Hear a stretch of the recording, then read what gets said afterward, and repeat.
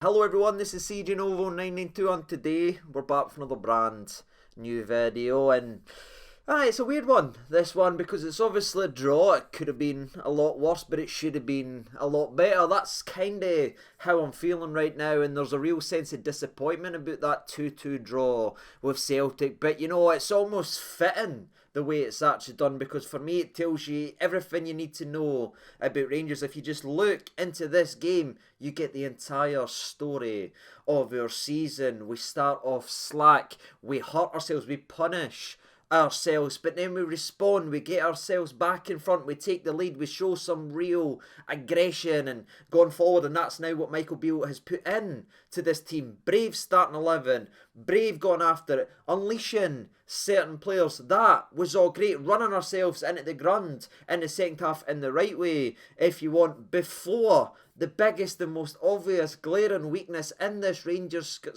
squad, was highlighted to every single person who's tuning in to watch the Old Firm.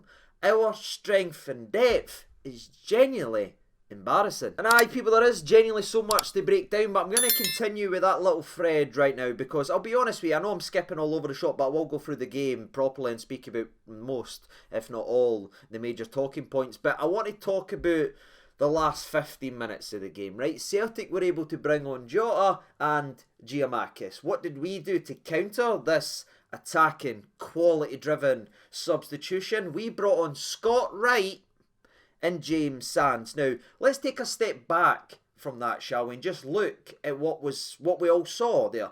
Jota, Giakoumakis, Scott Wright and James Sands. If that right there isn't a slap in the face and a wake-up call to this Rangers board that we badly, and I mean badly, need investment, I honestly don't know what will, people, because the lights can't get any brighter. It cannot get any more obvious than that, people, because every single person on this planet, even the wee edgelords around Scottish football that pretend they didn't like the Old Firm, they all tune in for this game right here, and it's obvious to us all what's holding Rangers back. It's the board no bringing in more quality players to put in and around this squad. And again, if there's no changes now, if we didn't bring in people, if we didn't go and get a couple of bodies in January, then the people whose responsibility it is to look at the squad and evaluate the squad and say it's the best team in years of the squad is doing nothing but holding this club back and genuinely be negligence, and that's how I feel about that, people, and that's what I talked about before the game, and that's what I feel was the separation again from a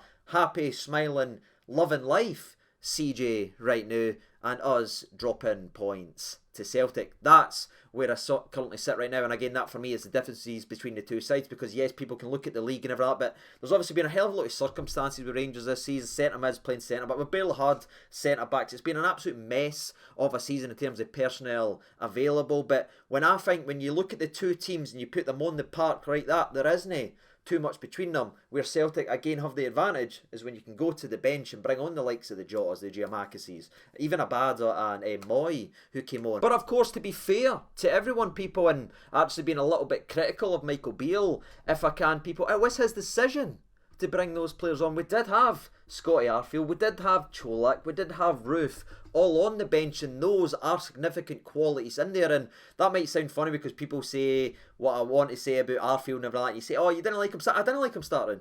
But as a bench player, is there anyone more effective than coming off the bench than that laddie right there? There's no many got around, people, and if there was ever a game that was screaming out for Scotty Arfield to get subbed on in Daysahan, it was this one, right? I couldn't believe it never came on. When I saw it was Sands coming on, I was so bemused, because I was like, surely it's Tillman off for Arfield, because they're piling everybody forward now.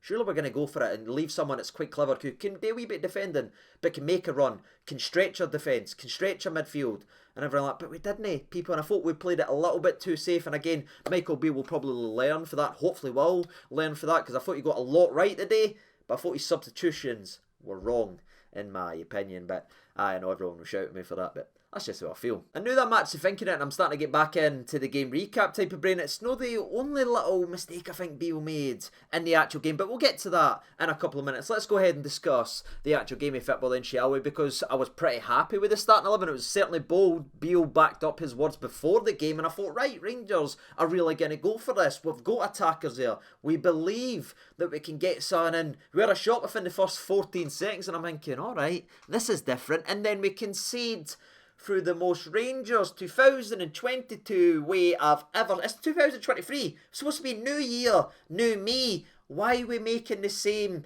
painful errors, people? And oh my God, man, I'm going to have to break it down. I'm sorry, I'm going to spend a couple minutes here, but I didn't even like the throw-in. Do you know how angry you've got to be to disappoint a throw-in, people? Because I look at it, Davies is screaming for the ball back to Wright, right? See, if you go back and look at it, he's wanting the ball just to play it out. But Barisic looks at him 3 times, ignores him, and then hits. I think he throws it to Lundstrom, and then Lundstrom kicks it out to Morelos, who tries a blind pass on an old firm across the park on the ground. And Maeda, people, if there is one thing this lad does, it's run about looking like a baldy cat, man. He's just everywhere. He just runs non-stop. He's like the Flash, man. I've never seen anything like it. He's beaming for everywhere, and I couldn't believe that Morelos passed it to him. But what else I think needs to be mentioned here, people, because a lot of people slamming Morelos, and we'll talk about that as the video goes on. It says Morelos cost us a goal here, but I didn't think it's just him that needs to shoulder some of the responsibility. And this will surprise a lot of people, because people say I ignore Tavernier mistakes, but I think Tavernier should not only get the ball, but he should send Maeda to outer space here, people, because he's got the chance to get it. But he tries a pass back to Goldson, I think, instead of just crunching, old firm tackle, set the tone, skipper, send him to outer space. But he tries to pass it back to Goldson, tries to be too cute. And again, Maeda, man, he's just gone. People were quite critical of Goldson, I seen at half-time and that, and I could hear a couple of people, but I think he's 5-10 yards beyond Goldson before he can even react, in my opinion. Maybe I'm wrong, I'll need to see it back. And obviously I've just came in, started to do the video and everything for that, but it looks as if he's already far beyond Goldson, and to be fair, it's a good finish for him. I thought that this guy was a runner. Like, I just never really saw too much footballing quality, but it's a good finish, it's a composed finish, especially in an old firm. McGregor tries to get down, but again, I'm not going to be overly critical to Alan McGregor here, but does the McGregor of old maybe save that? Because it is quite close to his body. I think so, ladies and gentlemen. But we're 1-0 behind. We've shot ourselves in the foot. It's standard Rangers this season. And for me, people, this early goal and the short period that came after that was honestly feeling like a Giovanni Ranger side, because it was just picking us off. They were coming after us. We were sloppy on the ball. We couldn't get anything gone. And you're thinking, oh no, I've seen this script before. But where we gifted them an opportunity, maybe gave them the momentum, they done the same to us. And it comes down for Joe Hart, who again, people say I'm better. I just didn't rate the guy. I think he is a weakness in the Celtic squad, especially with the ball at his feet, because I still don't know. I didn't mind it, but I don't know what he's actually doing here, because he lets Morelos come all the way to him. He ends up trying to clear it. Morelos does pretty well here, gets the ball down, passes it to Kamara, who gets the touch to Kent. Kent has a curling shot that is well saved for Joe Hart as he tips it on to the post. But that there was a pivotal moment in the game, because not only did it give us the best chance in the game, but also rattled Celtic a little bit and actually got the players up for it. The best way I can probably summarise it, people, was going back to one of my favourite movies, Rocky IV. People, do you remember that moment when Ivan Drago bleeds for the first time and Rocky comes out there and starts firing? And everyone, that's what it felt like to me. They were like, oh, they aren't invulnerable. Oh, they aren't invincible. Oh, when you actually put them under pressure, did they crumble? And Rangers started getting the ball. They started to boss possession. Again, it wasn't a pretty game for either side. A couple of slack passes, but it was kind of old fun. Folks starting to get into it. And then the chances started to come to Alfredo Morelos, people. And oh my days. Morelos gets away with murder because he's got a great song. And he has provided us with fantastic moments. But if this was anybody else, oh my God, because this is the old firm. This is the equivalent of a tapping on the line. And he's missed one of them, people. But anyway, the corner comes in. He has a free header 6 yards out, people. He balloons that near the bar, and that one was free. Great ball in from Tavernier, I believe. It was nearly the redemption story for both of them. Great ball in. That game was bad. The second header just before half time is even worse because it's another phenomenal delivery from Tavernier. He's got Juranovic, who's now came on for Greg Taylor, who I think pulled up with a hamstring injury, and that boy looked hungover. He must still be enjoying himself because he was stinking. He was to be, what, a 30-40 million pound player. He was barking people. Sakala had the laddie on toast, and that's Sakala, but we'll get to that in a minute. I want to talk about another clear goal scoring opportunity because it's a wonderful ball in from Tav. Morelos just pushes Juranovic out the way like your drunk pal getting flung in to a taxi. He's there. It's even closer. He just needs to get on target, and he's got the easiest goal he'll ever score, but somehow he balloons it wide, and I was just fed up at that point. My frustration in Alfredo Morelos in this game was palpable, people, because you can say what you want about the likes of Sakalas, but at least the laddie was going about and nipping and sliding and getting stuck in and that. Morelos was walking about there getting bodied of Carter Vickers and missing clear-cut opportunities. It's just one of those things that I wish we could have swapped it just for a minute and just put Cholak in one of those headers, because I feel like we're all having a different afternoon, in my personal opinion. But aye, we go into half time encouraged by what we saw, especially in the latter stages. I think we went in with double Celtic shots. They had 4, we had 8 in the first half, and we had 3 shots on target where they had 1, which obviously was the vital one where they scored the goal. So there was some encouragement there, but we needed a spark. We needed an injection, and by God did we get it in the second half, people, and it comes from Ben Davies down the left hand side with a wonderful ball down to Fashion Sakala, and it's an unbelievable first touch. And I'm not just saying unbelievable to describe something being good. No, I actually mean it's unbelievable, because I've seen this laddie do things with footballs that I didn't understand to this day, people. Every first touch is a tackle, couldn't trap cement, but he brings it down on a sixpence. Joe Aribo would be blushing at this, and then he drives at his man, zips a ball in. This is Sakala. I couldn't believe what I was seeing. Zips a ball to Ryan Kent, who again, unbelievably, just takes one touch and nonchalantly curls it in to the breadbasket. And honestly, I couldn't believe it. I was like, that's my wee monster in the veins, oversized hoodie wearing golf that I defend and I back up. That's what he's got in his locker. He's got us back in the game. Now it well and truly is game on. Let's see what Celtic's got. And to be fair, the answer was not a lot. And Celtic's got this they're quite like us in terms of they've got a formula in games. Maybe you'll disagree with this in the comment section, where we just gift goals, then we have a good period, then we gift goals again, and usually they're for set pieces. Celtic's got an incredible habit of starting so well. First 20 minutes, you just go, oh my, this is going to be horrific. And then they seem to have a moment or a shake, and then they go docile for 30, 40 minutes. Then they're able to go to the bench and prick out incredible quality, sprinkle that back in, and then they've got to get a good 10, 15 minutes and usually turns a point into 3 points, or in this case 0 points into points. That's the same formula with Celtic that I continually see. And again, it's just frustrating that we don't have a board that's as aggressive and progressive as a Celtic board in terms of they know what they need. They need the depth and quality. They need the guys on the bench, people, because the starting 11 doesn't get it done all the time. They need that bench. We just not got that plan B at all. And it was highlighted again as during Celtic's docile period where we were just after them. They just didn't fancy it at all. Sakala really was sparkling, people. What I like here is, I think it's Lundstrom does well here as he wins the ball back. I think he gives it to Davies. I meant Davies there, not Davis, but he passes it to Sakala. And what I really like here is, for one of the few times that I've seen in a long time, Sakala shows great composure, because it's not just a galloping run.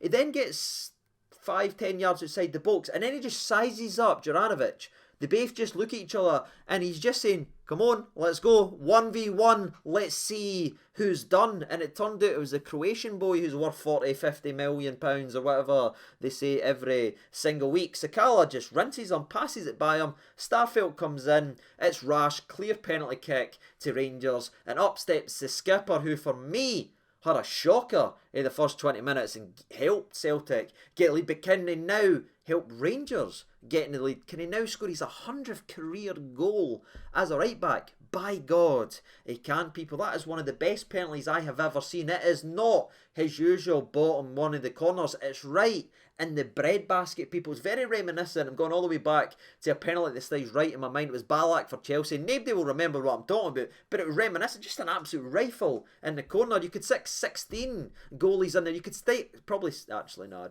probably put the Aston Villa goalie and he'd probably save it somehow. But anyway, it was almost unsavable. It gives us the lead, and that 3-minute period, people heard me going, that was absolutely sensational. And that's the second time I've said that in 2023. And it wasn't just the good 3 minutes either. It actually stretched out over the next 15 minutes where you thought, right, there's only one team that's going to go ahead and win this. There's only one team that's going to go ahead and score the next goal. I thought Lundstrom was great, but then he ended up picking up a rib injury. I think he's been carrying one a little while. This has been a couple of times now. I think he's just tweaked it. So Ryan Jack came in, and for me, that wasn't a drop-off in quality, because Jacko had a couple of very important interceptions, including one in the 83rd minute that nearly set up what should have probably been 3-1, but we'll get to that in a minute. That was fine there, people. We looked okay. We were still offering threats. Sakala was getting in behind and everything like that.